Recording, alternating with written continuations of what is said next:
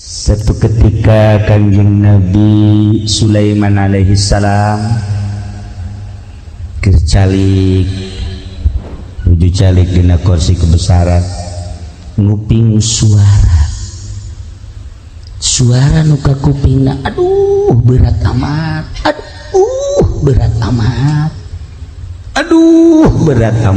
turun Kanjeng Nabi Sulaiman, suara naon sih ieu ka tukang. Ternyata horeganan kapangis sirem keur mamawa korma. Nah ditanya ku Kanjeng Nabi Sulaiman, sirem hari ieu korma ti aing kok terobah sih? Hampura Tuan Raja, kula tuani ngadahar pan ai korma nu kamari, korma nu kamari mah ku kula didahar ai ieu mual lidah naon bedana hari korma nu itu mah menang doa ti Gusti Allah, kula usaha dibere ku Gusti Allah, pamere Gusti Allah, nikmat luar biasa. Hari ieu mah ti anjeun, lantaran anjeun sanajan raja tur nabi rasul deui tetep makhluk, kayakinan kula mah lain ka makhluk jaka Gusti Allah.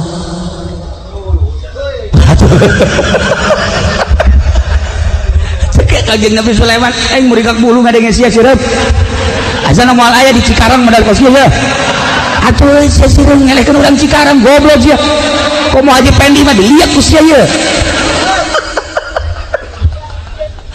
masyaallah sireup hampura jak sireup kula teu pernah bergantung ka makhluk, lantaran lamun kula bergantung ka makhluk ieu korma ku kula didahar di mana sae kula neangan di Tuan Raja hati ceknya teu hayang-hayang teh. Sebab sagede Tuan Raja Nabi Rasul sugih dibandingkeun jeung kakayaan Gusti Allah. Nanaona mun jadi ngarekan aing. Kanjeng Nabi Sulaiman teu kira-kira sia hampura jak sireup teh Rasul mah Rasul bae. Rasul mah nitah ge ngembangkeun agama, adapun itah ngarizkian makhluk moal kuat, adapun kita beberean moal kuat. Sebab naon? Sebab aya hiji bahasa nu lemah moal kuat ngalawan nu kuat, nu lemah moal bisa ngalawan anu kuat. Sagagah-gagahna makhluk bandingkeun jeung kekuatan Gusti Allah lemah eueuh nanaonna. Cak sirem roh kula nu Allah, awak kula nu Allah, hirup kula nu Allah, paeh kula nu Allah, sagala-gala ge nu Allah. Nah ieu mah kula mandek nganasehatan teh sanes ka Tuan Raja ka Haji Pendi we cak ieu anu kolot boloon cak ieu sirem sia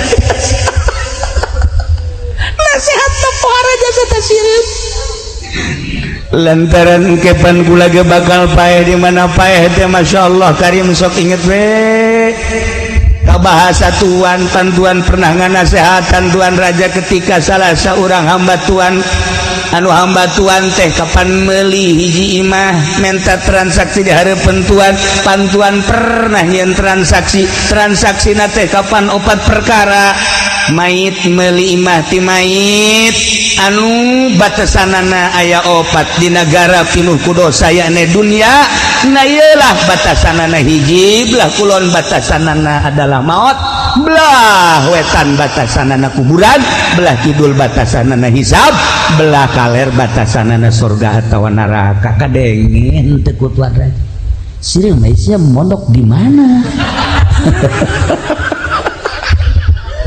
Aja jadi kieu sia sireup hampura kula sok ngadengikeun pengajian ti kiai-kiai anu asli, maka kula langsung ngasupkeun ilmu ka jero dada kula sehingga teu pernah menggantungkeun hirup kula ka makhluk, lantaran makhluk mana anu bisa ngalanggengkeun hirup kula, rezeki kula jeung sajabana, maka kula menggantungkeun diri ka Gusti Allah Subhanahu wa taala. Dicokot deui korma ku Kanjeng Nabi Sulaiman. Nggak kadegan aja teu butuh mah. Kitu cokot euy. Dikeun ka aki-aki habak ka ditu. Nya nama di imah ge geus mikiran berkat bae nya nama. Tolol teh mah budaknya. Bere haba ka Salim korma tanya kena disesepah. Sagesa dicokot eta korma langsung ditaliti ku Kangjeng Nabi Sulaiman. Coba dahareunana naon? Masya Allah sabulan teu ngadaharna naon kuat. Datang dari Kangjeng Nabi Sulaiman kadinya sireug. Mane teh ku aing keur diparak sabenerna mah. Henteu bergantung ka makhluk, terutama ka aing. Korma dicokot ku aing, sia di jero botol sabulan. Koe hirup keneh. Allah Maha Suci dengan bahasa subuhun kudusun rabbuna wa rabbul malaikati warruh kula jadi sebel. Kula masa lapar bae macan eta subuhun kudusun rabbuna wa rabbul malaikati warruh. Ji cekan jeung nusumeun aing ge maca eta teu sebel. Aing sia jadi sebel. Iyalah padahal eta bahasa teh ku urang teh sok dibaca di bulan Ramadan. Bah di bulan Ramadan geleger-geleger. Mau geleger Haji Mamin mah kumaha subuhun kudusun rabbuna wa rabbul malaikati waruh. Tambah lapar.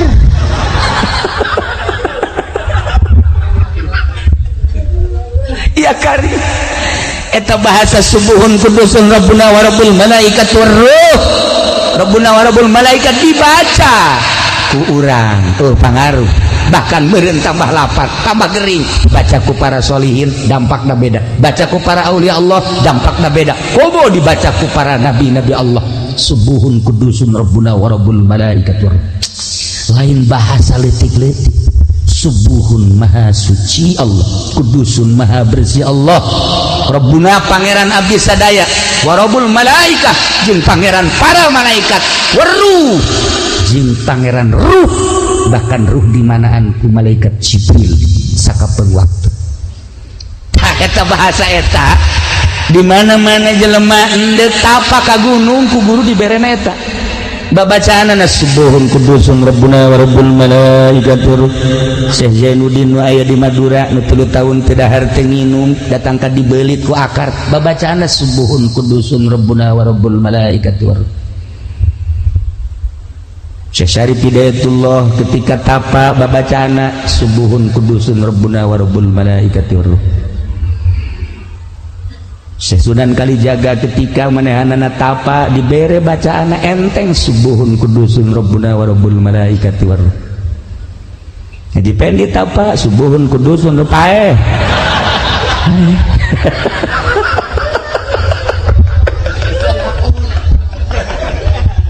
Mun teu katulungan mah atuh wari geges isdet. Untung ngatulungan.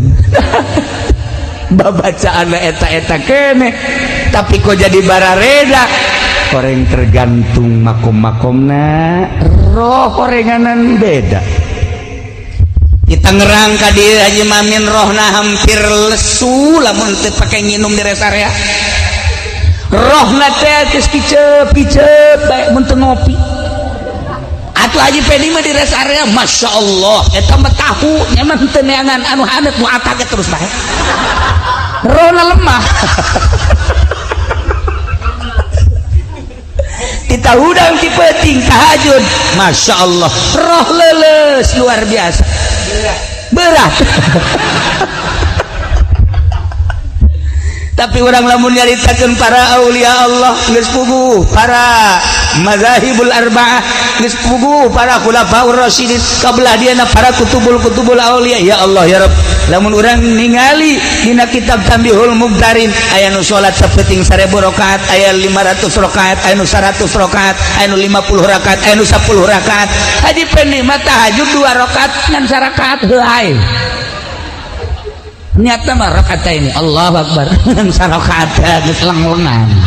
Ya aing di gunung apa di darat sih sebenarnya. Ya Allah ya Rabbi, roh orang teu tertata, roh orang teu tertata. Nah nu mantak cek Said seorang sahabat naros Abu Ubaidah anu alhamdulillah kaula pernah jeung Haji Salim ke Yordan ziarah ke Abu Ubaidah. Masya Allah di Yordan jauh luar biasa. datang ka ditu terasa panggih jeung sahabat begitu ngumpulkeun duit jang kuncena birigidik embung isin cekena mun kula narima duit isin ka sahabat Abu Ubaidah mah antinya nama kana duit mah nya kudu narima kula ya Allah ya Rabbi bandingkeun coba jeung di Banten ayo coba atau di Karawang sekuro embungeun dibere duit hese mere duit teh di makom Abu Ubaidah hese mere duit kami geus kumpulkeun duit ya Allah sahanu daekna ye dikeun ka ieu embung sakitu geus lobana eta duit dibikeun di luar ge hampir arembungan isin sahabat mah teu maot ceknya kami ditinggalikeun ku sahabat kami mah hayang urusan sahabat teh hayang dipika cinta we ku sahabat hayang babarengan jaga di akhirat kami mah daratang ka dieu teh ningali nonton muzarah teh ieu teh sarua pada ngadoakeun embung dibere hese dibere duit ya Allah ya Rabb kunaon aya di urang encan jarah geus kepruk-kepruk kuncen aya ku aya sawe nya pernah jadi kuncen eta ayo keur carita perbandingan di ditu jeung di dieu ya Allah ya Rabb beureug gak buluran nah cik Abu Ubaidah naon urang ditanyakeun kunaon urang ieu embung paeh iya teh babari teh beucah cik Abu Ubaidah babari jawabna kunaon lantaran maneh ngabangun dunia ketika nu dibangun dunia atuh maneh kana dunia ke akhirat embung tapi ketika orang ngabangun akhirat atuh teu betah di dunia pasti ka ditu bae urang ngabangun sekolahan atuh hayang cicing di sekolahan bae urang ngabangun masjid atuh hayang cicing di masjid bae urang ngabangun imah atuh hayang cicing di imah bae urang kawin jeung nu ngora atuh hayang di ditu bae atuh kitu bae sih cak Abu Ubaidah hese teuing sih urang ngabangun kontrakan atuh hayang di dinya bae nah ketika urang ngabangun akhirat pasti roh urang hayang ka akhirat Masya Allah kaharti urang bangun akhirat supaya roh orang teh terus we ke akhirat sok lagi bangun akhirat cara ngabangun akhirat fasilitas nu dibikeun ku Gusti Allah ka urang sugih jeung embung-embungan ge aya sugih mah bakal sugih bae sanajan urang merontah yang sugih susah mah susah bae hayu kajen kumaha ge jelema di modalan baheula dagang 100 juta ku bapana menang 2 bulan utang 100 juta anu kumaha coba hayu bagian sugih mah teu bae aya deui jelema di modalan kukula ieu bae nya aya urang seberang cerik di modalan ngan seukur 500.000 wari geus boga jongkona loba sekian 12 tahun atau 15 tahun ka tukang Masya Allah luar biasa aya geus aya bagian sugih bae fasilitas nu aya nu dibikeun ka urang segala-galana kudu ditarima sugih nang Allah susah nang Allah sehat nang Allah susah nang Allah gering nang Allah dan lain-lain sebagainya nang Allah kudu tumarima naon pamere Allah fasilitas etalah nu kudu digunakeun pake nyebrang ti dunia ke akhirat sakitu sok gerage mata ketika Kangjeng Nabi Ibrahim alaihi salam diangkat jadi Khalilullah protes kabeh protes Kangjeng Nabi Ibrahim teh kapan tukang nyuguhan tamunya antara Suriah Mesir dijieun pos-pos pedagang-pedagang melewati pos jana kudu dahar bae antara Suriah Mekah nyieun pos-pos paranti nyuguhan moal bisa nyuguhan atau pangkat Haji Pendi mah jajangnya lagi harerese atupan sugih berarti Kangjeng Nabi Sulaiman umat bisa nyuguhan teh nah lamun hayang nyaho kasugihan Kangjeng Nabi Ibrahim gitu kasugihan Kangjeng Nabi Ibrahim heulanan anu tertera dina riwayat embena nu aya di gunung 15.000 embe eta nu aya di gunung 15.000 embe onta 15.000 onta sapi 15.000 sapi sugan urang mah Kangjeng Nabi Ibrahim teh susah sugih mata ya ada mas nyuguhan ndek pake nyuguhan naon aya susah ndek pake nyuguhan Assalamualaikum Haji Pendi waalaikumsalam nya kula candar sarua jeung aing ndek kumaha nyuguhanana tapi lamun ka Haji Salim Assalamualaikum waalaikumsalam nya kula candar dahar tuh di dapur sia sadaekna sia jeung kiring-kiring ngabawa ku sia kan ngeunaheun datang ka Haji he kalau tolol budak datang Haji jari Waalaikumsalam kulan can dahar ya dahar ayo sadaekna sia berkat bila perlu balik bungkus sia kan ngeunaheun coba ka Haji Pendi Waalaikumsalam can dahar atuh saru nah ikir carita Kangjeng Nabi Ibrahim teh sugih begitu diangkat jadi khalili cak Gusti Allah anta khalili ya Ibrahim. Protes setan, protes boro-boro setan, malaikat protes, malaikat kabeh protes demo. Ya Allah ya Rob, masa si nusugih jadi kakasih tuan teka harti ku mah nusugi jadi kakasih tuan teka harti kajian kuku mage biasa lah manu susah anu geus teu hayangeun kana dunya. Hehe cak Gusti Allah, urusan hayang jeung teu hayang lain, urusan boga jeung teu boga, tapi ta'alluqna dunya, ta'alluqna hate kana dunya. Ai maneh kumaha malaikat teu biasana we waliullah anu sok di guha bae, waliullah anu sok di gunung bae, waliullah anu sok di imah teu bogana naon. Ih maneh meningali nangan sabelah mata nu seja nu sugih loba nu aing diangkat jadi khalil, jadi kekasih. Ente kula mah protes teu senang lamun Ibrahim dijadikeun kakasih Tuhan. Aya nu leuwih hebat tibatan eta sebab kula neule cek malaikat di gunung 15.000 embe, 15.000 onta, 15.000 sapi. Jibril cek Gusti Allah, nun Gusti cek kakholilan Ibrahim cek kumaha mangga Gusti datangkan Nabi malaikat Jibril alaihissalam ngarupa manusia pas kangjeng Nabi Ibrahim keur mujurna di gunung Maraban, ilu Maraban zahirna daun hatena Allah Allah Allah Allah Allah Allah aja pendi mah pandagang teh zahiron wa batinan. Kangjeng Nabi Ibrahim atuh ente pernah dihitung ka manu hitungannya batur, ente pernah nikah hayang batur sama kangjeng Nabi Ibrahim aya eueuh kumaha Gusti Allah teu jawab. Assalamualaikum, waalaikumsalam. Nah anjeun di mana ya? Abdi hamba Gusti. Di mana? Hamba Gusti we. Naon ka dieu? Subuhun kudusun rabbuna wa rabbul malaikati war ruh. Lain deui mah ye. Lain deui aya naon ye? Kula mah sakieu hungkul ieu embe jumlahna cek masyarakat nu nyaho 15.000. Kula hayang seperti luna bae. Cokot. Cek Kanjeng Nabi Ibrahim cokot. Cokot berarti mana hayang 5.000? Bawa kabeh 5.000. Ayat tukang ngangona, hadam 5.000 embe gerak bikin tak ke jelema ieu malaikat Jibril poharor wah kadi ditongton ku malaikat, kan ditongton ku malaikat. Masya Allah malaikat ya geus hidup ya Allah.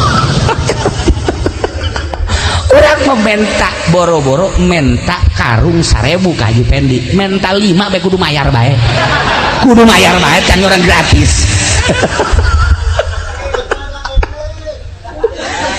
Cicing enak deui cek Kanjeng Nabi Ibrahim asana kula lamun 5.000 mah ieu encan cukup lantaran susuguh kula luar biasa tamuna.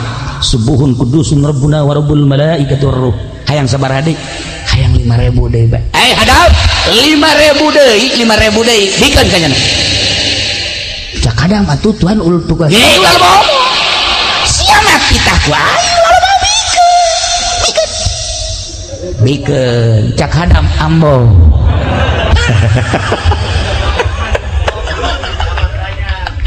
Masyaallah.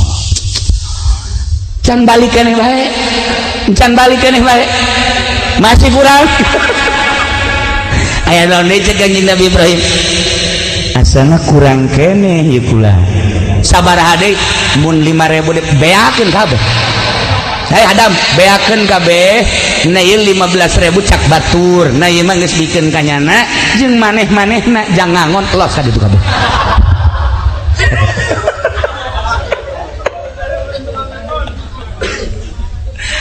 Geus teh Kanjeng Nabi Ibrahim teh jeung bea ka teh ieu embena 15.000 gecak batur, kemudian teh tukang ngangona hayang hiji hayang dua hayang tilu loba keneh tukang ngangona sok bikin ka ditu kabeh.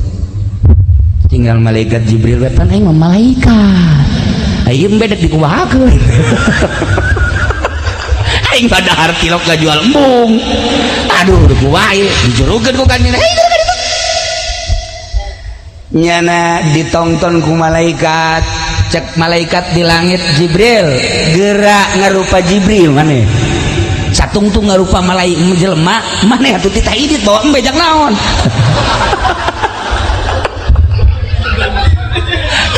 oke cek malaikat Jibril aing nek mau ombe ka mana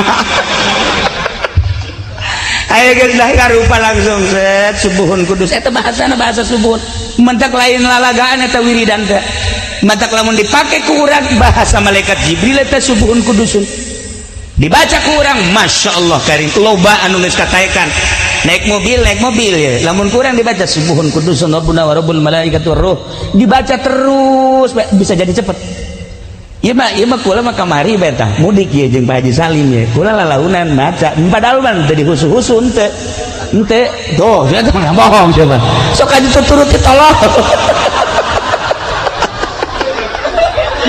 ya nage hareranan barang datang ke Garut nasa sih ke Garut cuma 2 jam aneh nah itu teh dicoba padahal man teh dihusu-husu ngan inget bae ka abah almarhum jadiahan bae subuhun kudusun rabbuna wa rabbul malaikat subuhun kudus masyaallah set dipikir-pikir deureun bae di rest area kebal jasa di rest area jah Haji Maminah yang ngabasoh heula nya mah rohna lemah jasa sarua aja Haji Pendi pohara tah mah mun teu dibasohan teu datang ke Garut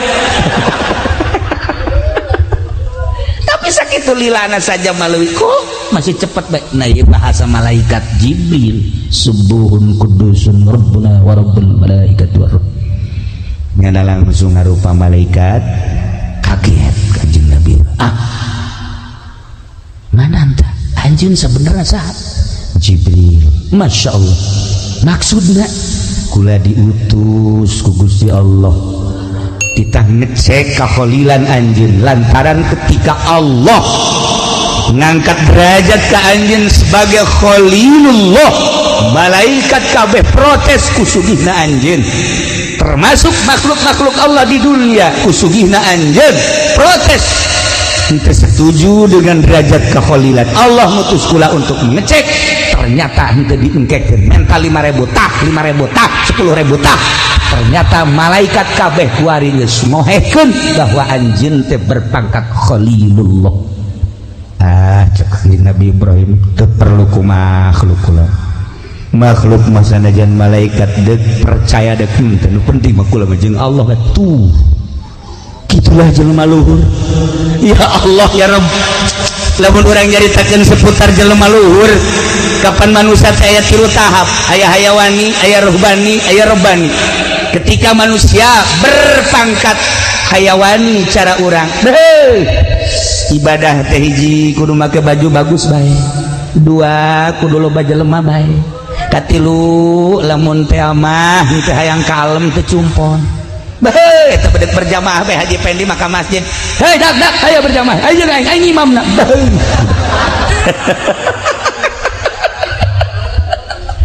iyalah eta ibadah anu pangkat hayawan ieu mah diragukeun asup sorgana nu ka kieu mah nomor kedua berpangkat ruhbani ieu mah geus naek ka pangkat sholihin ruhbaniyah nya nama loba jelema sakitu sepi sakitu baju bagus sakitu baju goreng sakitu seubeuh sakitu lapar sakitu ialah disebut da pangkat sholihin wah istimewa ya marohbani nomor katilu marobbani robbani mah malaikat di neraka neangannya anak teu kapanggih malaikat zabaniyah neangan manehanana teu kapanggih terus we malaikat neangan saha maneh ieu pulan anu robbani teu kapanggih jeung di nerakakeun teh hese usul malaikat zabaniyah ka malaikat ridwan aya henteu pulang kugu aing ge neangan ye di sorga teu kapanggih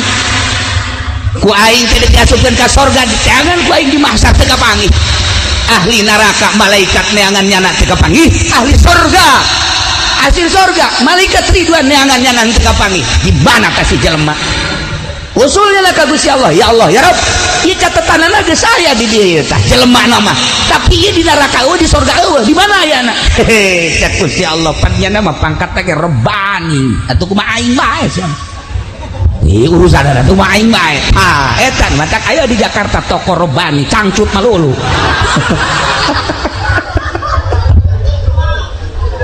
teu beres ka Jakarta nah iyalah saha nu pangkat robbani kutub berbani wal arifus samadani para aulia Allah, Syekh Abu Hasan As-Sadili, Syekh Abdul Salam Al-Masyish, Syekh Abdul Qadir Al-Jailani diurang.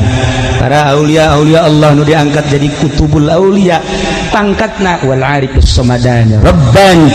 Heseun malaikat di neraka neangannyana, heseun malaikat di surga neangannyana, kapanggi bebejak ka Gusti Allah, cak Gusti Allah jalema teh hayangeun neraka teu embungeun neraka teh hayangeun surga, hayang ge jeung aing atuh keur jeung aing bae kumaha aing nya.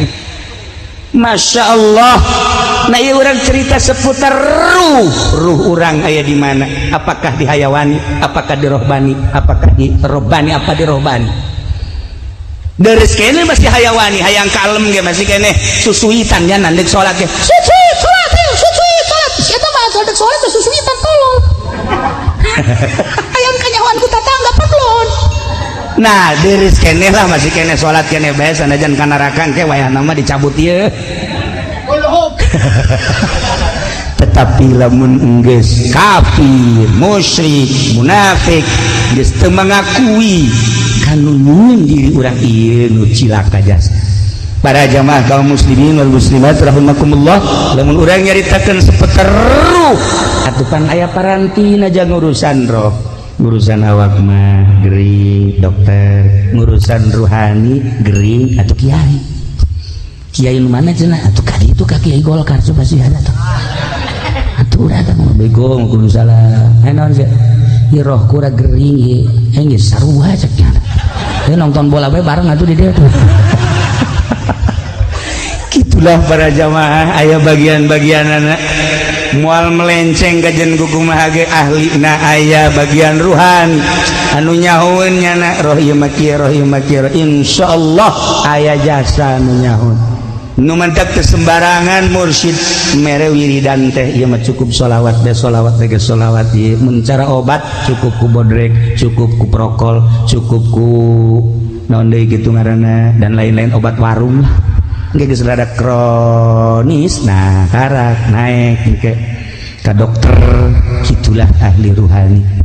Jadi kesimpulanna nama awak urang mah jasad ketika roh geus kaluar digotong dikubur seminggu 2 minggu buka ku urang getih nana geus eueuh nanaon sebulan 2 bulan tulang taleng geus hargaan nu kuari di mama-mama di buya-buya esuk pageto mah dilatungan nu kuari di komandan-komandan esuk pageto hileudeuh nu kuari dipoles ku urang boh awewe mah moal ke timimiti putih koneng hideung wah para jasa esuk pageto beak pokona mah kajen kumaha jadi kebanggaan ayeuna ludes di jero kubur ruh urang anu baheula Allah nyarios wa nafakhtu fihi min ruh mantak aslina awak urang aslina jasad urang mah lain awak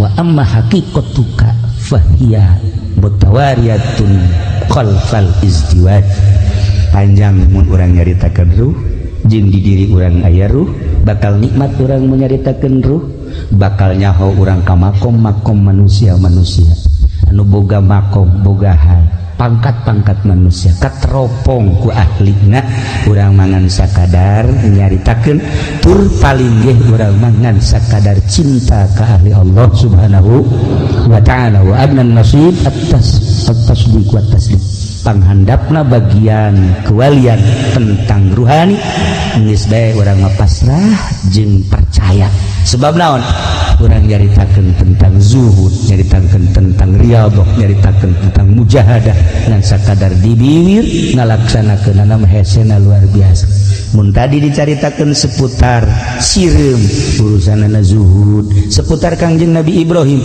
urusanana zuhud urang mencaritakeun Kangjeng Nabi urang kazuhudanana muringgak bulu ketika seluruh batu nu aya di Mekah seluruh batu nu aya di Madinah wakila seluruh batu nu aya di jalan-jalan cai Gusti Allah dek dijadikeun mutiara sok keur anjeun Muhammad Kangjeng Nabi Muhammad ngalengis teu hayang abdi mah mutiara hayang ge abdi mah caket sareng Gusti bae umat abdi ge ulah dibere nu kos kararitu cukup deket jeung Gusti, dunia nu bakal ditinggalkeun eueuh hartina dibandingkeun jeung akhirat.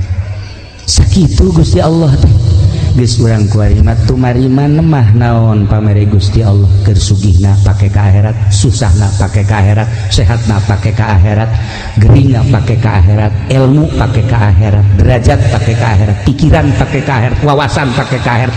Bangunlah akhirat, abeh urang ketika ditawaran akhirat henteu mugen. Nah ieu urang di zaman Kangjeng Nabi urang Kangjeng Nabi Muhammad sallallahu alaihi wasallam geus sabaraha siksa Allah anu ku urang karandapan kadeuleu. Tsunami teh, gempa teh, angin teh, poek teh, gunung teh, eta kunaon? Ku sebab teu percaya ka Allah atawa ka hukum-hukum Allah, ngalecehkeun ka hukum Allah. Geus biadab manusia teh diciptakeun ku Gusti Allah tapi teu percaya ka Allah, dibere hukum ku Gusti Allah tapi nyeun hukum sorangan. Iya siksaeun anu mantap kurang hati-hati kuari masyaallah rempan das baheula nu mabok tengan di Grogol doang di lapangan Banteng di Jakarta, tapi kuari mah nu mabok di handapeun Tanggalawi hareupeun 5 urang gigireun 5 urang. Baheula nu zina teh di Jakarta, di Bandung kota gede kuari mah di lembur-lembur. Baheula manu maling teh copet ayeuna di bus kota Gamadi jeung sajabana kuari mah pamalingan di imah urang. Baheula mah hayang nonton film teh kapan di gedungna aya gedung film kuari mah ieu layar film di babawa ngaji.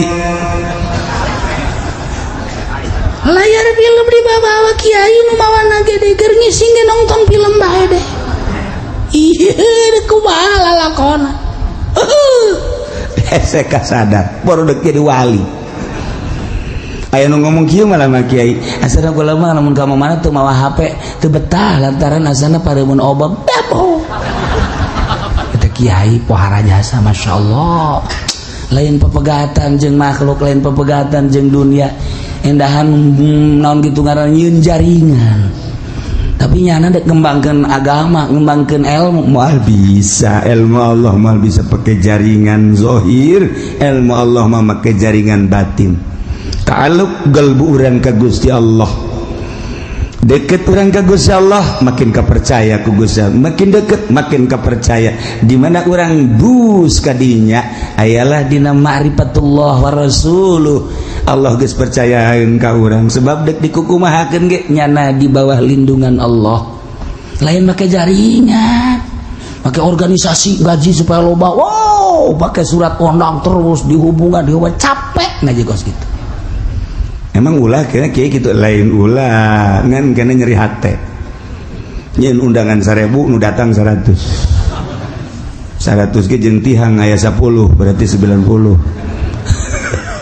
Capek maning diri urangna bersihan, deketkeun ka Gusti Allah, pegatkeun urusan dunia, pegatkeun urusan makhluk, eta mah hate. Hayu bae ka Gusti Allah makin mencrang herang blus indah teu meunang ngadenge tongtrong ngajung ngorenjag bae.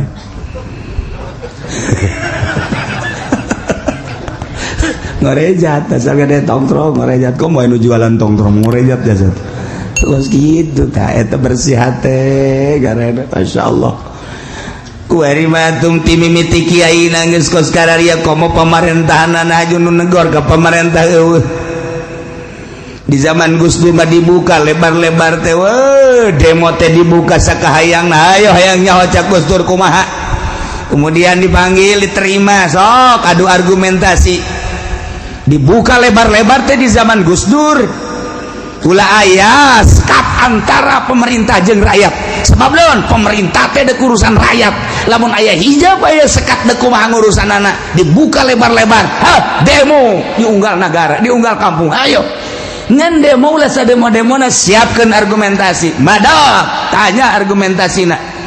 Nah, dijawab ku Gus Dur, makana kieu makana kieu kumaha maneh? Tuh anu teu cair kabeh. Dibuka lebar setelah Gus Dur langsung SBY masih aya keneh 60% demo masih kene diganti ku hari ku presiden urang terkurus sedunia. Masalah emang presiden urang kenyataannya kos gitu. Masalah eta gecak nu lintuh ngomong gitu ge. Kumaha tak ku hari tidak ada demo, bahkan hampir undang-undang kembali ke zaman Soeharto. Namun demo bisa tembak tempat encan sampai ke dinyamangan direncanakan temenak sekat makin jauh. Di zaman Gus Dur dibuka sekat, rakyat jeung pemerintah tidak ada sekat. Hei pokoknya nanya naon beurang penting silahkan di zaman Gus Dur mah. Tapi kuari awas demo awas informasi dan lain sebagainya. Emang kuari gitu siap. Jadi geus teu wani kuari mah nyara baris nyarana bae urang nonton nyana teu bisa dek laporan. Lamun anak geus teu bisa laporan ka bapa deuk kumaha jadina. Kula masuk inget ka dongeng bae lah di zaman gitu di India zaman tabiin. Aya seorang pemimpin India Islam harita keur carita pongarana nyana nyun lukisan bede jeung bagus. Lukisanana gandrung kan di India mah gandrung tanggal gandrung. Lukisan tangkal gandrung nu gandrungna keur meujeunna buahan. Didinya ayam manuk enclak di buah gandrung kemudian bari macok gitu talukisanana. Wah indah jasa bagus jasa jeung gede tempelkeun di hareupeun istana raja. Kuabe punggawa mun kieu mah bangsap kitu kerabat-kerabat kerjaan wae di istana ningali jeung supaya kitu mengomentari. Wabeh komentarna nu mistek bagus hebat memang bener bagus. Kuari diundang di kalangan tokoh masyarakat geus giliran pejabat ngabaguskeun kabeh tokoh masyarakat konglomerat kabeh diundang supaya neuleuh lukisan tersebut. Wah anu teu ngalem wabeh memang bagus wabeh ngalem jeung bagus. Kuari di kalangan rendah si miskin salembur cokotan coba si miskin gumaha terhadap lukisan dia. Begitu lolo si miskin mah tu ngaranna ge miskin ieu jeung bodoh pan. Atuh teu bisa ngadilai ngan aya salah saurang miskin jasa cumplang campling. Tanya seorang ieu bagus tah sia eta. Kumaha lukisan? Cek ulama ya lukisan teu bagus. Kaget apa tuh? Wah sana dibunuh sedang bakurang. Teu bagus sakeuna ya lukisan bahkan salah. Panggil ku raja. Ke berani amat ieu ngateu baguskeun jeung nyalahkeun. Sedengkeun ieu karya seseorang anu luar biasa. Aya anu ngalukisna. Burum. Di pelebah mana teu bagus dan jeung pelebah mana salahna ya. Raja ge sarua bingung. Panggil. Coba nyatakeun di harapan manusia Kira-kira ieu lukisan bagus apa jore? Jore. Si miskin ieu beranian amat miskin. Kira-kira ieu bener apa salah lukisan? Salah. Nyatakeun coba kuari di hadapan masyarakat. Di hadapan penggede-penggede ieu. Kagorengan jeung kesalahan jelaskeun. Ceknya nate kieu ieu tangkal gandrung aju tangkal gandrung na keur buahan tere dipanen berarti mondoyot. Kemudian aya manuk mah di mana ge di mana enclak teh tilo konfirmasi heula setiap diencelakan ku manuk tangkal pare tangkal gandum jeung tatangkaleun pasti ngeloy. Jeung manuk mah biasana sok ngadaharan bebas biasa barang dahar sebab ngaranna ge manuk. Nah ieu dideuleuh ku kula tangkaina teu ngeloy. Nomor kadua manukna bangun isinan. Ieu salah ieu ngagambar. Kos kieu teh. Moh kabeh. Bener oge cenah sok jabat. Bener oge. hiji tangkal aduh di singgahan ku manuk kemudian eta tangkal ajeg bae salah atuh nu geus kitu mah nomor kadua lagi mana manuk barang dahar kadinya ulah isinan ieu mah gambar manukna teh isinan lantaran anu dilukis teh tukangna jadi berarti keur macok ka ditu tanda bahwa ieu manuk teh isinan ieu salah raja tanya deui leuwih jerona deui kumaha ieu maksudna ieu teh kapan gambaran antara rakyat jeung pamarentah hartina pamarentah teh ieu tangkal gandrung anu siap dipondoyotan ku masyarakat kemudian hartina gambaran manuk eta adalah rakyat di mana bae rakyat mah deuk encrakna jeung iraha bae geus di mana-mana ieu teu ngarasa beban tangkal gandrung dieunteupan ku manuk teu ngarasa beban berarti eta teh tangkal anu bangkawarah blon eta tangkal burung raja begitu ditangkap kula mah tangkal cakna lain raja ieu mah tangkal nu blon belah itu nama ya raja bisa fakir teh bisa miskin itu manuk gambaran rakyat anu deuk singgah menta diurus ku tangkal gandrung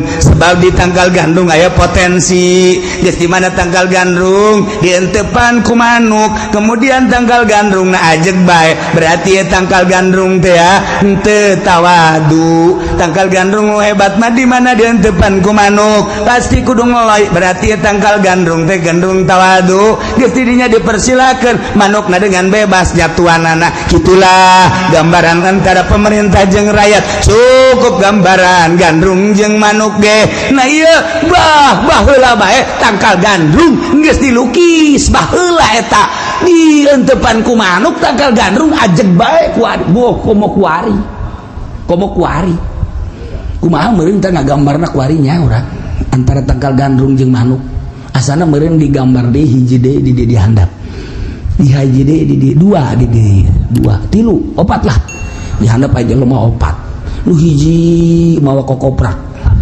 geus aya manuk kokoprakan lu hiji mawa tambang geus aya manuk geus tambangan bae nu hiji deui mawa rante nu hiji deui mawa peso meureun gambaranna kitu ku ari mah tah deuk nyalametkeun gandrung di handapna tuh baheula mah eueuh di handapna sakadar teu ngeloy doang geus jadi kecaman masyarakat begitu dipanggil si miskin teh deuk disiksa aya anu ngabela ulah disiksa sebab ieu deuleuh heula kehirupan sapopoena barang diteliti horenganan kanyahoan ieu waliun min auliaillah kulantaran kanyahoan wali akhirna raja sieun menta hampura maka ieu lukisan diganti ku ari mah setelah raja hendak menta hampura dididik ku eta wali ku ari eta dibeuleum lukisan nyieun deui ku lukisan anyar masyaallah tangkal gandrung dienteupan ku manuk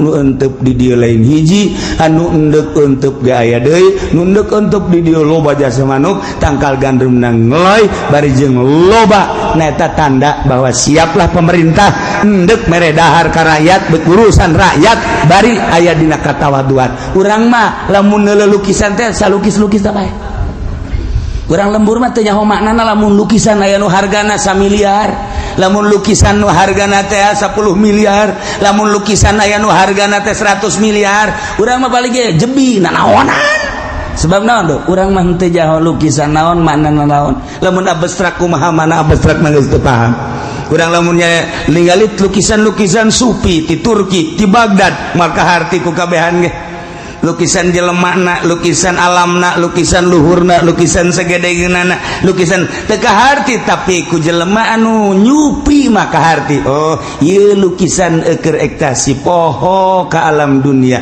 hanya mengingat ke Allah subhanahu wa ta'ala jabarkeun ielah sosok manusia kieu ielah di handapna ielah luhurna dan lain sebagainya ta eta keabstrakanana eta lah nu mahal nu mandak di Baghdad deh aya lukisan anu geus ratusan tahun dijual 100 miliar lukisan lain lalagaan lukisan mana mengalukis dia ieu naon lukisan ieu kareta jeung kareta tabrakan Masya Allah.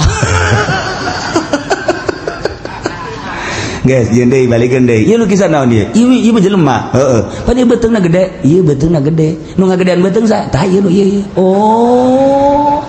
Berarti ieu mah jinah tang bisa kurang beuteng gede dilukis mur. Gendut burung gak bapak.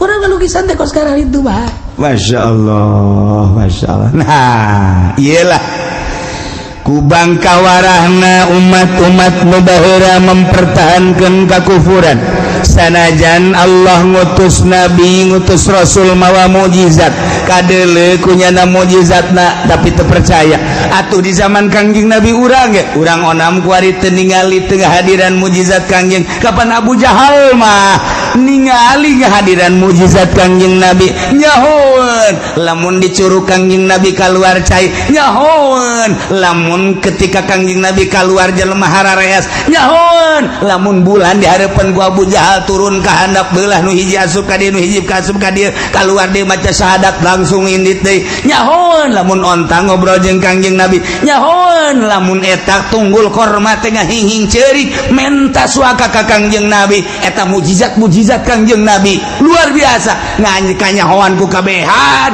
kehadiran ku kabehan tapi ku bakawara mah bakawara bae urang mah kuari sakadar dongeng ti kiai di berzanji aya dongeng nu matak deueukeun teh berzanji teh ku Muhammadiyah bidah dolalah teh kajen di bidah-bidah ge urang nyaho ti berzanji al jannatu wa na'imu hasadul liman yusalli wa yusallim wa yubariku alaihi abdadi ulimla bismillatil aliyah mustaddirun fil barakati ala ma ana lahu aula terus dibaca ku urang walum macam min hamli terus dari urang kan ngeunaheun geus aya Syekh Jafar anu nyieun dibidahkeun ku Muhammadiyah jeung teuing sebab naon urang nyahona ti berzanji dibaca ku orang berkah luar biasa baca ku orang muludan berkah mah ulah wakaheula berkat nu jelas mah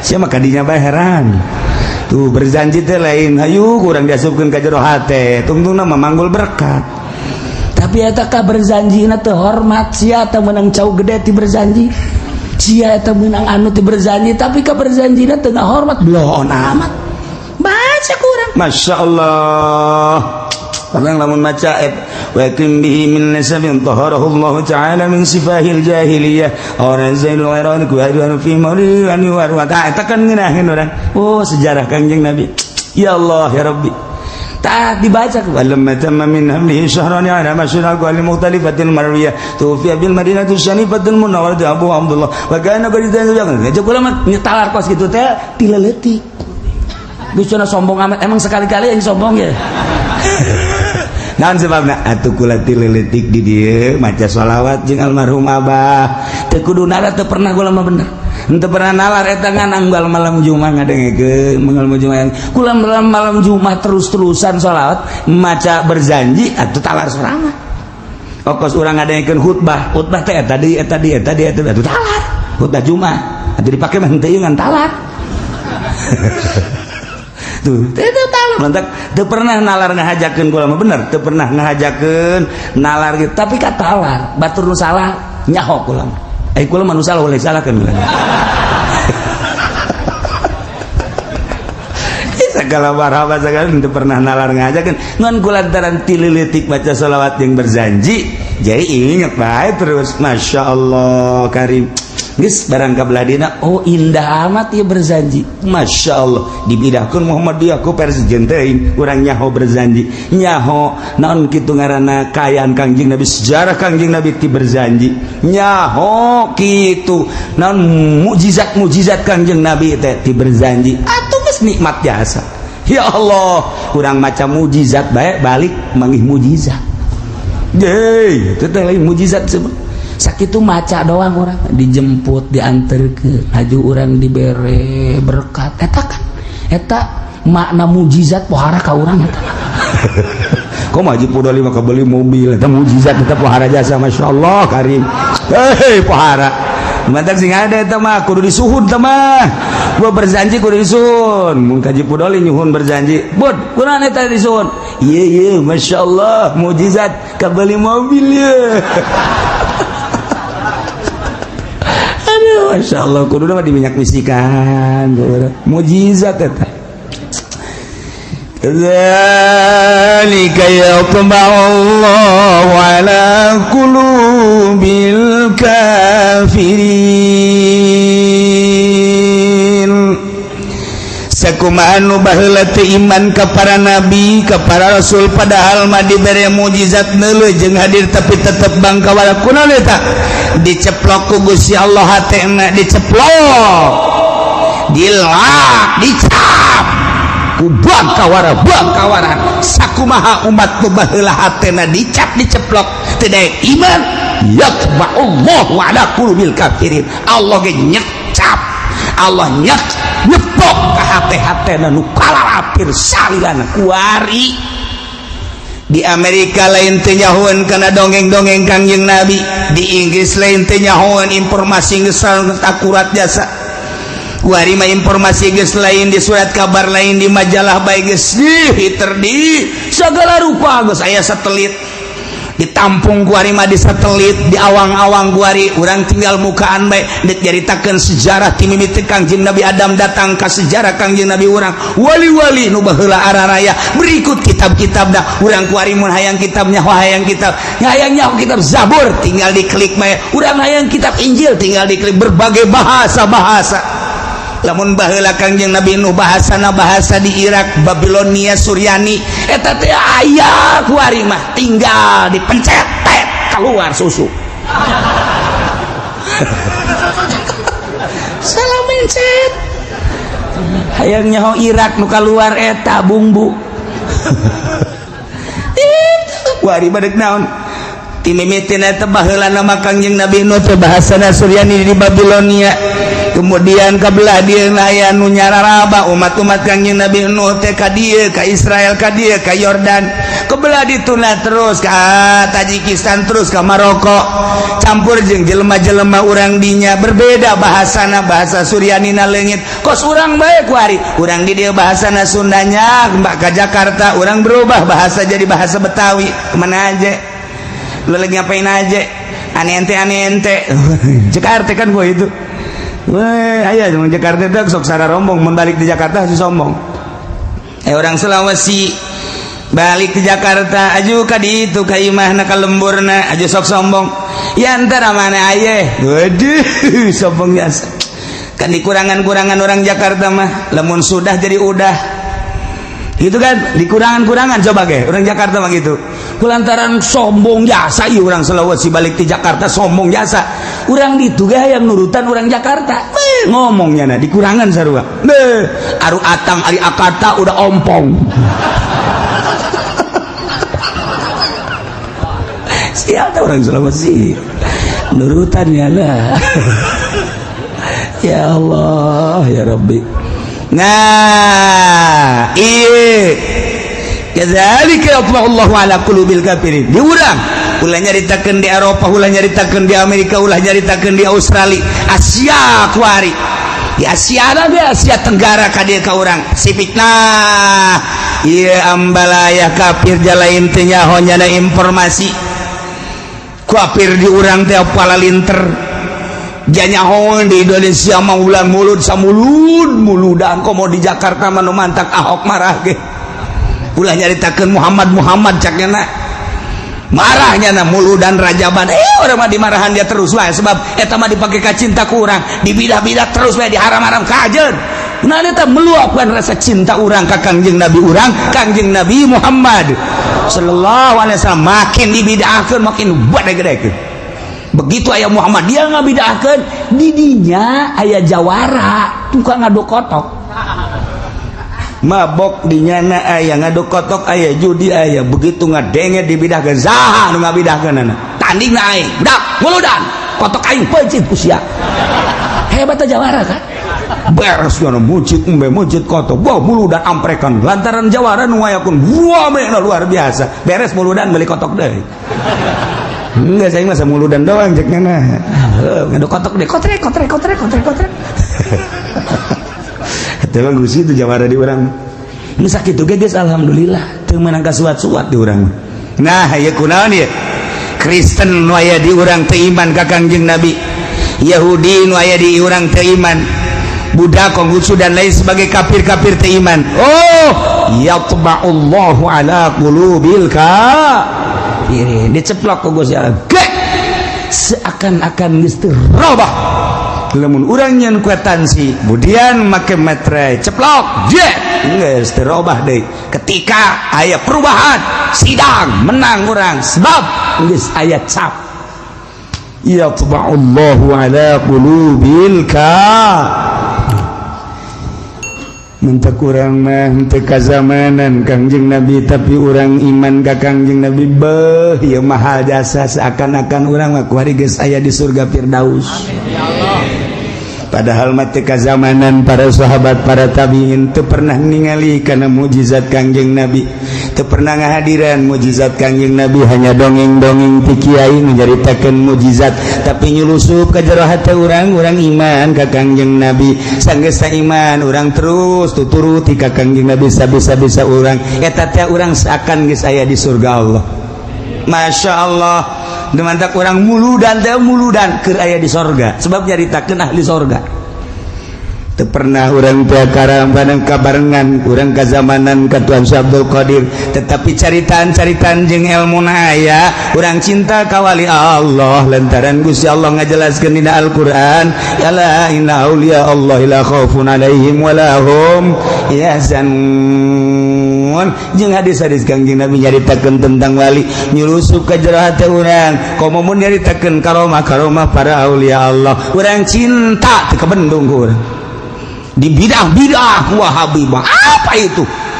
Boh, enggak bidah-bidahnya mah ka haul-haul Tuan Syekh ka haul-haul bangsa kajen teuing. Hanya urang nu nyaho, hanya urang nu ngarasakeun ka cinta urang ka wali Allah.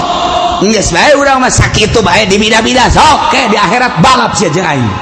Sakitu bae. Ulah hese-hese sia ngabidahkeun. Sia aing mah aing bae dek cinta ka wali aing. Titik geus sakitu. Teu cenah beusi ka neraka, aing ge beusi sia ka neraka bego. Sia ngabeusi-beusi ka aing mah lain ngabeusi-beusi deui ka sia. Leuwih ti beusi aing mah.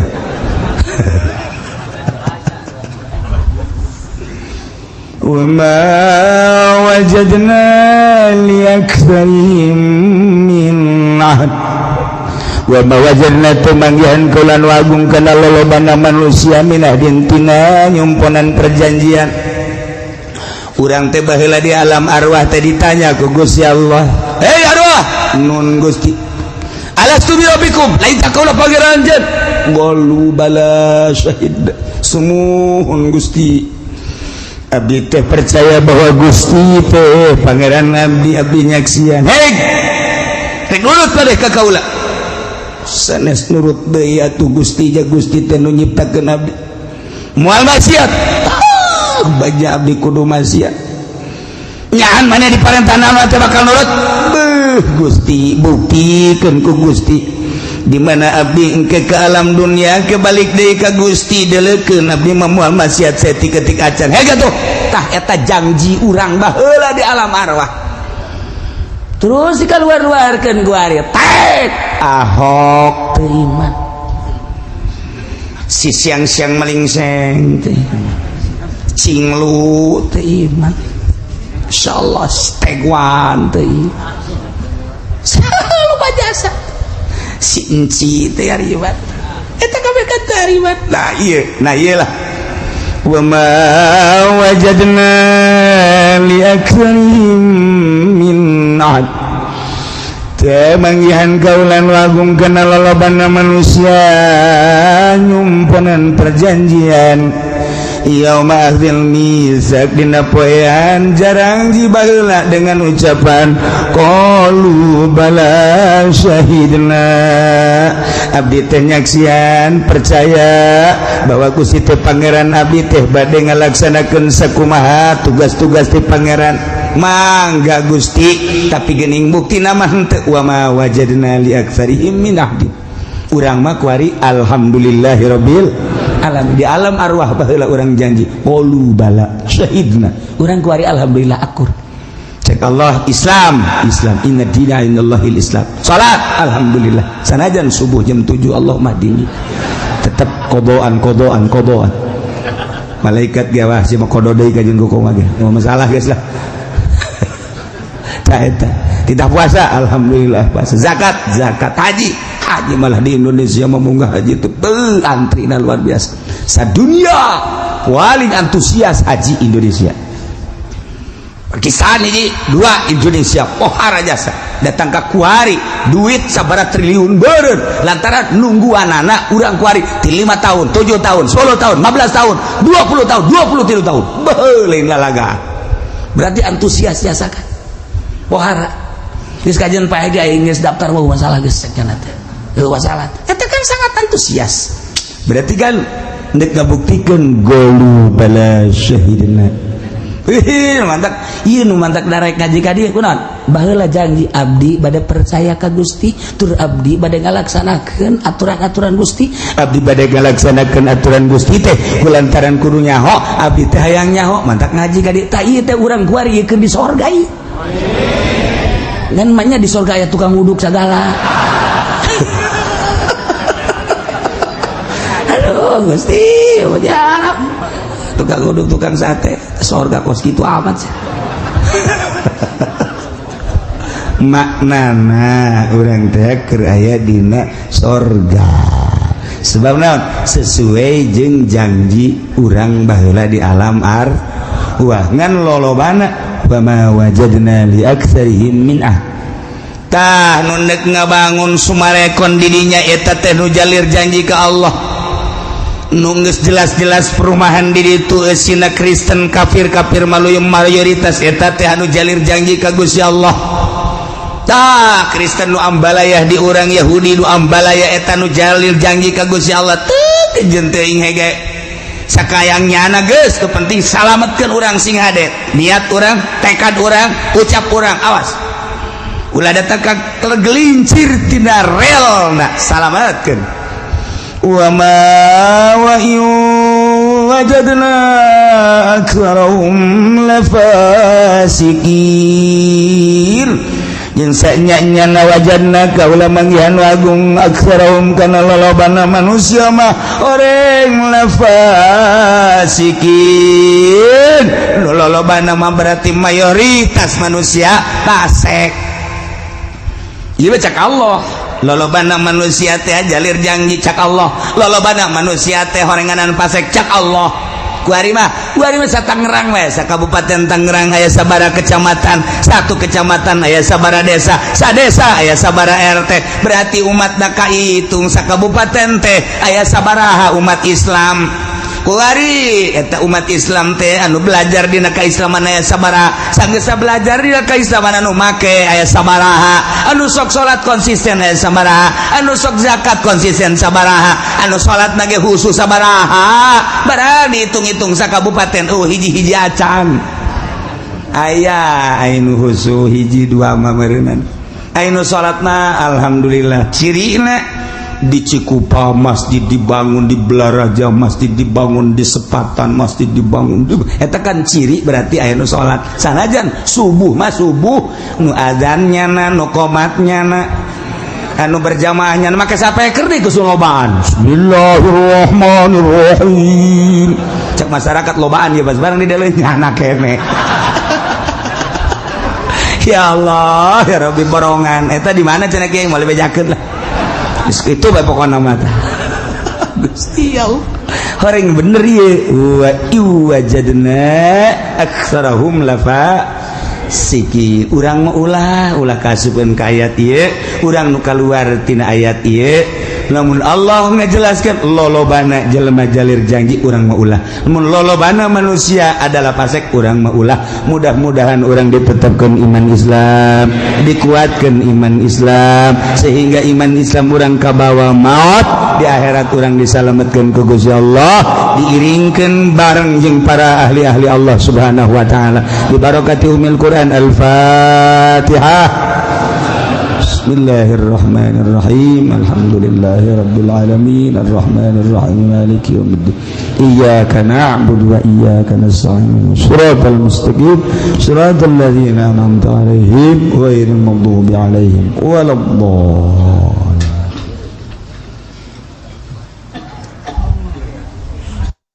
kalawan sebab kangjing Nabi Zakaria alaihi salatu wassalam lama kutila samangsa dan batanya Zakaria dan bunuh apa sabauna alpan 70.000 wa kutilalan dan bunuh bisababil Husain kalawan sebab Sayyidina Husain sabamiati alfin apa 700.000 agama gola atau kaya oleh ngucap ya rab inta istutug ya gaul waral hafid lalu diriwayatkan sebagai hafid Abu Nuaim kuning Abu Nuaim annal fasaqata satu hune pirang-pirang kang basak lemah qatalu iku samangsa mata ini ya fasaqah Ali al-akbar ing Ali al-akbar wa ladal Husain tegasana kesina Husain talabu Zainabin maka nyuprina ya fasaqah ing ki Zainal Abidin alladhi huwa 'ala al-asghar kan gutaya Zainal Abidin iku tetap ingat sekang cilik liaqatluhu depan tang ngabunuh ya fasaqahu ing Zainal Abidin fawajaluhu maridan maka nemulah ya fasaqahu ing Zainal Abidin ingkang gering fatarakuhu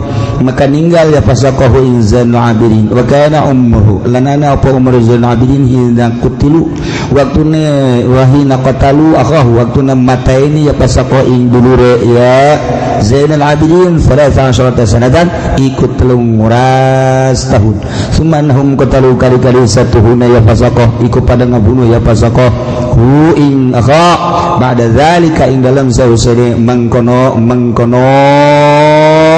ing dalam sausane mangkono talab bimuddatin ngalawan samasa wa hamalu rasah lan pada naranggung lah ya fasaqah ing sirahe akha ila Misra maring negara Mesir fi masyari ing dalam kubur kang nggon atau kang mati syahid ya akha qariban dari parak min mujratil qal'ah saking mujratil qal'ah min Nil Misra saking Nil min Nil Misra kama raituhu kaya barang kang ningali sunhu imam maktuban ingkang ditulis ada gabrih ing atase kuburan akha bi khatin green kalawan tulisan kang dingin nuluikeun caritaan tentang pembunuhan Sayyidina Husain anu terus disaksra ka putra-putraan etik ye diriwayatkan bahwa saenyana kalakuan dibunuhlah sabab terbunuhna Kangjeng Nabi Zakaria alaihi salatu wassalam waktu dibunuh Kangjeng Nabi Zakaria anu milu di satu kanggena dibunuh deh 70.000 manusia ahli Allah Masya Allah wakutila jeng dibunuh bisa babil Husain kusabab Sayyidina Husain sabumiati alfi 700.000 manusia anu dibunuh deh soal pembunuhan terhadap ahli Allah aneh jeng teu pernah mundur ahli Allah urusan maut geus jadi biasa nuantak di Irak mah di Irak teu aneh berjuang teh urusan eleh jeung menang lain urusan urang teu penting berjuang geus teh gimbir urang Irak masa Irak Iran Persia teh negara-negara kuno tiba agama gola indah waral Hafiz Abu Nuaim Kiai Hafiz Abu Nuaim nyarioskeun annal fasaqata saenyana jelema-jelema anu buang kawara nu para rasik begitu manehanana ngabunuh Ali al-Akbar putra daripada Sayyidina Husain. Sayyidina Husain gaduh putra ngaranna Ali Akbar kuburanana di Iran Ali al-Akbar aya Ki Ali Murtadha aya Ali Akbar aya deui kitu Fadl itu makam rame di Iran rajas jelema-jelema nu para rasek neangan nadina ye ngaranna Zainal Abidin nu harita masih keneh leutik keneh maksudna mun aya dak dibunuh teangan disaksak Zainal Abidin kapanggih Zainal Abidin teh pawajaduh cuman keur dibere muriang panas ngahodhod Zainal Abidin teh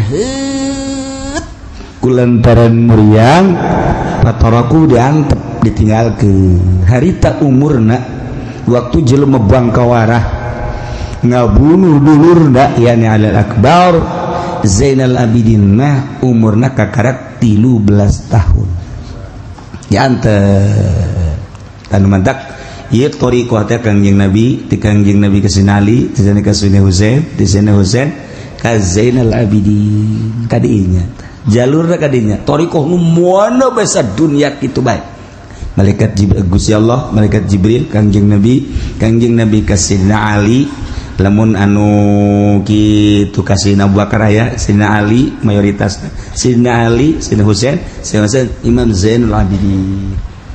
Eta Imam Zainul eta tah masyaallah nu nyana salapat sebab hari waktu kerduk diberulu dibeakeun kabeh zuriat Kangjeng dibeakeun manehanana muriang berarti muriang teh aya manfaat muriang aya manfaat da ongkos duka mari ieu teh kapal saurang teh teu kaluar kapan pasporna nyana mah teu bisa nah begitu nyana teu bisa kan marah nyana wah kenapa saya marah sedangkan bisnis begitu teh kapar ragak alhamdulillah berarti kan eta paspor teh keluar teh alhamdulillah sareng nu ojol teh nu ojol sarua bae aturan mah nyana kulantaran nyana mah atuh diojol baik bae tuh maneh mah tuh kursi diojol nyana mah teu berangkat terjadilah kecelakaan nyana alhamdulillah hadena ojol tuh kan gitu Dimana kurang ge ulah sok bingung eta geus aya rahasia Allah lamun urang boga kabogoh anu geus jang geus hidup semati kemudian kabogoh urang dibawa batur deleukeun aya hikmahna ge di satukangeuna ulah sok marah naon hikmahna horenganan stres tah lain hikmah mamala aya hikmah dokter cerita doang aduh sia kunaon ngajang jauing amat bogoh dibawa batur selehan amat nah kunaon itu tadi susul nislah wabil qadari khairihi wa syarrihi minallahi ta'ala geus teu aya teu upaya bae lompat ka dinya bagus teh geus saya mah kumaha Allah bae lah geus takdir Allah pasti aya rahasia di satu kangenan lalaki kos teu boga peler bae nah geus kajeun da peler mah jaya ieu anjeun teu ka mamana ku aing sok dicekelan we ge peler itu sih ente marah semalam nggak aturan tilauhil mahfud berarti nggak sih luhur ya budak ya luhur jadi ledek naon gitu terus sebulan 2 bulan 1 tahun bener ya ceng ceng bangun aja jangan buka pemajikan yuk milu kak itu kak mana kak imah ada tak ayah naon itu ayo baik itu dai kaceng tadi dia sagawe-gawe we kaceng oh teu naon do gawe-gawe bebersih juku taman beres sebulan 2 bulan 3 bulan aya anak nangiceupana mungkin inilah rahasia Allah atau Allah mah rahasia babari jasa ya emang kumaha gitu terus kadina main mata adalah panah asmara menembus. Aduh, tanya ku bapana Neng. Neng kumaha mun dikawinkeun ku abah? Kasa aya abah boga pilihan saha abah anu embung. Oh eta embung mah maksa abah mah. Aya deui menang sabulan aya deui nu hayang ka Neng nu hayang ngalamar saha anu embung. Geus 3 embung bae. Aya Neng si ieu embung bae hayang ka saha? Masya Allah cak bapana dibawa sia ka dieu ku aing tidak bebersih dibayar ku aing horenganan waduh buaya makan tanaman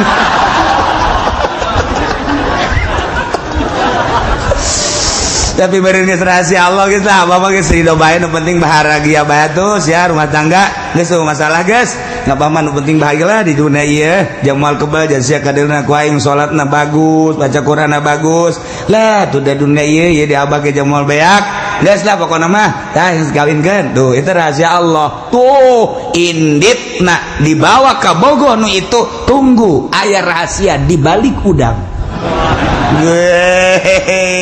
Masya Allah karib pokoknya bangis nuan urang udah rahasia Allah asal urang sadar ayah kayak ayah urang ngangen kurang sadar doang urang ulah muslimun aya musibah nah sodmatil ula tanu dideleu ku Gusti Allah sodmatil ula teh begitu musibah datang eta nu dideleu ku Allah urang diberi penyakit sodatil ulana sabar ya Allah itu syarat mah masalah nganti Allah sadar urang teh ta eta teh sodatil ula Allah bakal naikkeun derajat urang lempang ya begitu urang lempang ditajong boblok ka batu teh neuleung meureunana cak batu emang aing ngirahan neuleuna jadi mati balik itu neuleung sia kunaon nyarekanana aing cak batu eta sodatil ula urang ngarasula teu bagus tapi lamun urang ditajong masyaallah alhamdulillah Allah najongkeun nan jempol ya ka batu pa ieu geus Allah naikkeun pangkat ieu eta sodatil ula muriang urang ya bos ka anu geus rumah sakit anu geus rumah sakit makan geus ka Singapura geus bebeakan kakarak sabar kieu nah aja emang teu berobat lah geus sabar bae lah nya geus kumaha Allah bae tadi kakarak kadengeun ku Allah deuk naon deh atuh geus beak sagala ta eta mah teu direken sama Bos gitu mah teu direken ka Allah. Jadi sunnatul ula nu direkenna teh pertama kejadian. Masyaallah. Talamun urang boga kabogo, segak ku batur dikawin. Alhamdulillah. Bisa nyebut alhamdulillah. Iya tuh geus nang Allah. Geus nang Allah, geus kumaha pasti aing kajian ku kumaha digantian ge ku Allah. Ya, aing geus yakin jasa. Bener menang satahun teh ya. Aya. Saya can kawinnya. Yuk kalau murain. Dengan atuh sugan bae ngaranna ge manusia nyareat-nyareat ai bae leumpang. Hayu atuh berangkatnya na milu ka lemburnya na. Masyaallah di dinya aya nu tas tinggalkeun ku salakina. Aya jahe. Masyaallah imah boga mobil boga perusahaan aya. Wih mantep. Geus lah geus masalah geus. Sia da ka masalah geus. Barang dihitung-hitung umurna 55 tahun. Sia daek we kajeun lah sugan pendek umurnya na. Brak angel ka paeh deui. Ngan itu urusan waris batu Allah nu ngatur. Ngan dibalik eta masih aya hikmah. Ye, pokoknya Allah mah gitu bae. Nah ieu Imam Zainul Abidin muriang dibunuh kuari wali-wali Allah nurus ka Imam Zainul Abidin sadunia kabeh diburiangkeun ku Allah selamat masyaallah karib tuh urang ge lamun urang merenung ka muriang urang kurang muriang dibere leuleus di mah bae kuari matus di mah diajak ku babaturan ka diembung ka ditumbung lantaran boga penyakit leuleus sesek kurang gairah secara zahir mah karunya secara batin mah nu biasanya na adur-aduran maksiat jadi henteu nu biasanya na adur-aduran obrot jadi henteu nu biasa teu ibadah ku ari mah jadi imah bae ibadah nu biasana teu lok maca Quran ku ari mah di imah gawe maca Quran bae bahkan tasbihna ge lain hiji aya 10 di dinya dipake mah tilok tuh kan aya rahasia urang teu paham rahasia Allah endeup ngabalikeun Allah ka dirina aya nu ku gagah aya nu ku ilmu aya anu ku dunia aya anu ku muriang eta mah urusan Allah mata urang teh kembalilah ka Allah ditingali hikmah-hikmahna masyaallah cuman urang bodoh hanya wali-wali Allah nu nyaho wali Allah nyaho ieu muriang kitu maksudna ieu sugih ieu maksudna ieu teh boga jabatan ieu maksudna artina maksudnya aya anu cilaka aya anu bahagia geus jahoan wali mah nya diberenya oh ieu ku sabab jabatan bakalna cilaka oh ieu ku sabab sugih bakalna salamet oh ieu ku sabab susah bakal salamet nyaho tah aya anu sugih nyalametkeun anu sugih nyilakakeun susah nyalametkeun susah ha dibere terbuka ku Gusti Allah wali Allah mah plak ngan teu meunang nyana ngomong secara tasrih paling kinayah sebab lain nabi nah leutik keneh ngan alladzi huwa 'alal asghar maksudna nek dibunuh tapi kulantaran muriang henteu maka harita umurna 13 tahun summa innahum gadalu dulurna Ali Al-Akbar dibunuh.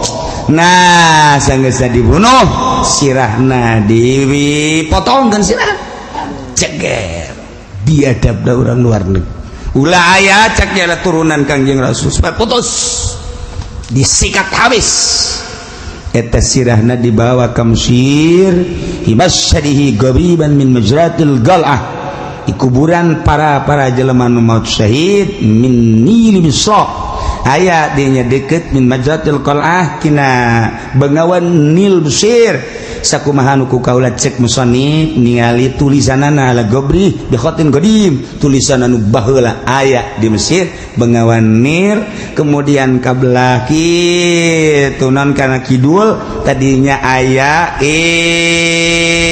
itu kuburan Masad ada tempat-tempat jelema nu maut syahid di dinya di kuburan. Oh, orang lamun ningali pakuburan di Mesir ahli-ahli Allah pohara. Di Mesir bagus pohara, ngan ka pohara ada tuh pohara di kotorna di pohara jasa sampah di mana-mana. Eta urang ziarah ka kuburan Imam Syafi'i belah dieuna teh jajaleunna Imam Waqi'. Ziarah cukup di jalan bae. Lain lantaran kotorna pohara. Ahli Allah ahli Allah lo bajasa di Mesir tapi kuari terurus bentuknya mungkin ke bentuk demo tadi Al-Azhar ambalaya sampah-sampah meureun ku sebab ieu teu satuju jeung pemimpinna keur diantep turut dibersihan mah gampang di Mesir mah sadaekna ditut lapangan dibelum dan lain bentuk demo ti masyarakat diantep bangawan Nil ge geus teu terurus terus bangawan-gawangan nu lainna kanon gitu ngaranna solokan-solokan anu ti bawangan Nil sampah hideung caina kos gitulah ala kadar cerita Mesir jeung ieu sirahna dikubur kitu di Masyad eta Nil Misra kamar tu